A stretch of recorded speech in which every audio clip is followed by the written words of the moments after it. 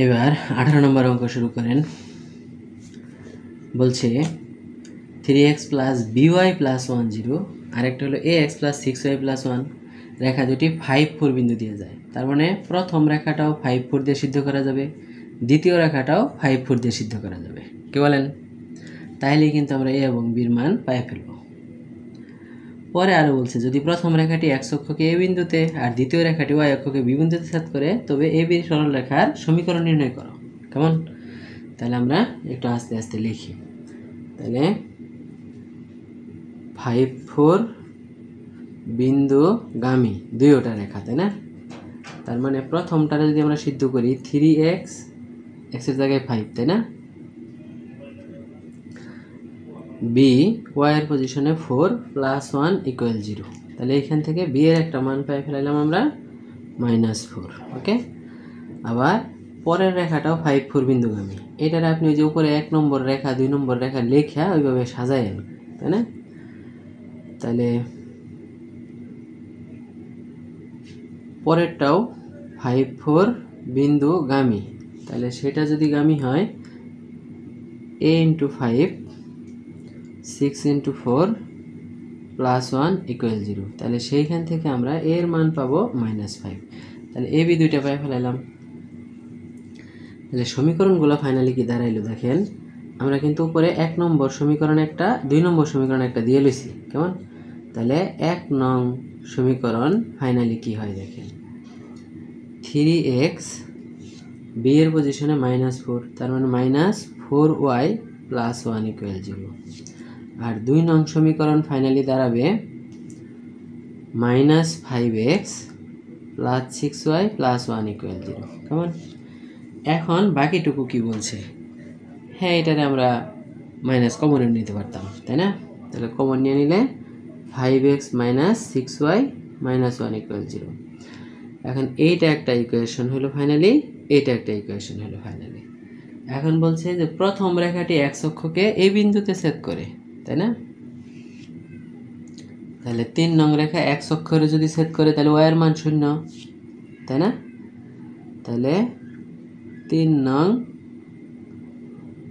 রেখা হতে পাই, তাহলে সেটা x অক্ষরে ছেদ করবার কইছে, তাই না? তাহলে y এর মানটা 0 বসাই দিবেন। 3x - 4 × 0 plus 1 equal 0। তার মানে ওইখান থেকে x এর একটা মান চলে আসবে -1/3। তার মানে এই বিন্দুর স্থানাঙ্কটা হবে -1/3 0। এবং দ্বিতীয় রেখাটা, তাই না? তাহলে এটা আমরা 4 নং বলি। তো একই স্টাইলে 4 নং হইতে পাবেন, তাই না? y অক্ষের উপরে, তার মানে x এর স্থানাঙ্কটা 0 বসাতে হইতে পারে। তাহলে 5 × 0 - 6y - 1 ইকুয়াল 0।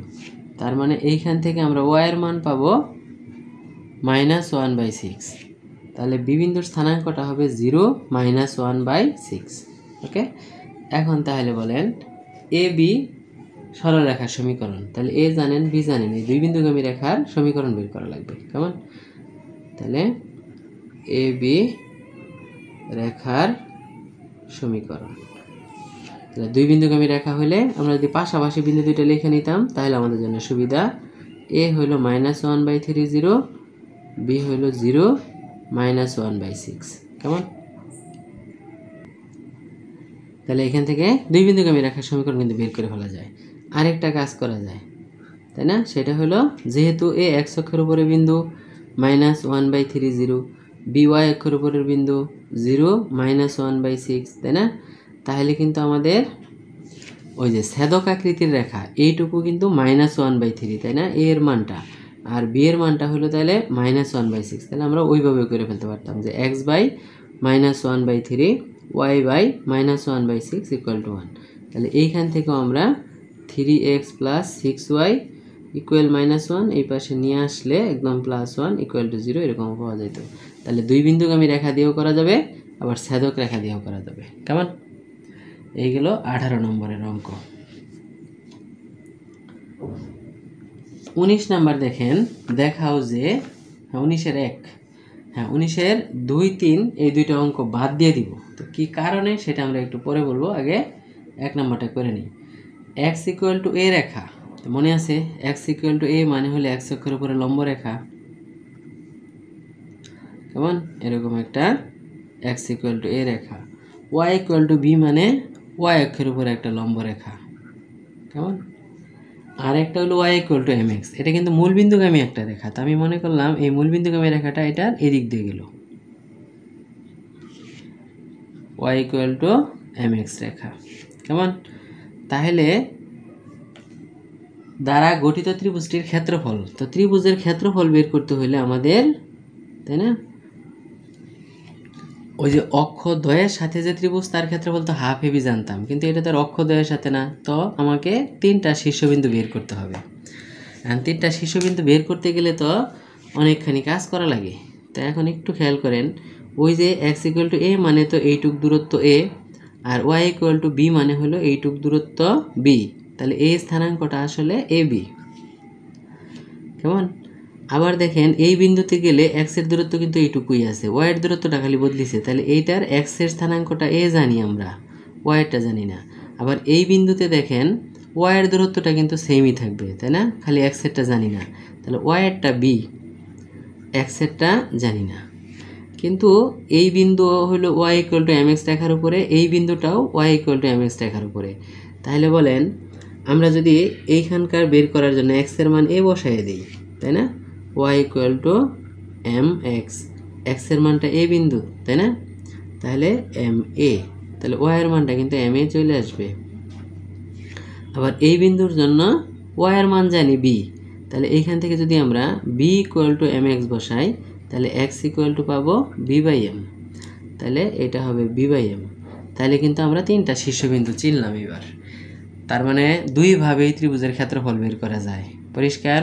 কি কি, অক্ষদ্বয়ের সাথে একটা রেখা যে ত্রিভুজ উৎপন্ন করে সেটা, আর 3টা শীর্ষবিন্দু দেওয়া থাকলে, কেমন।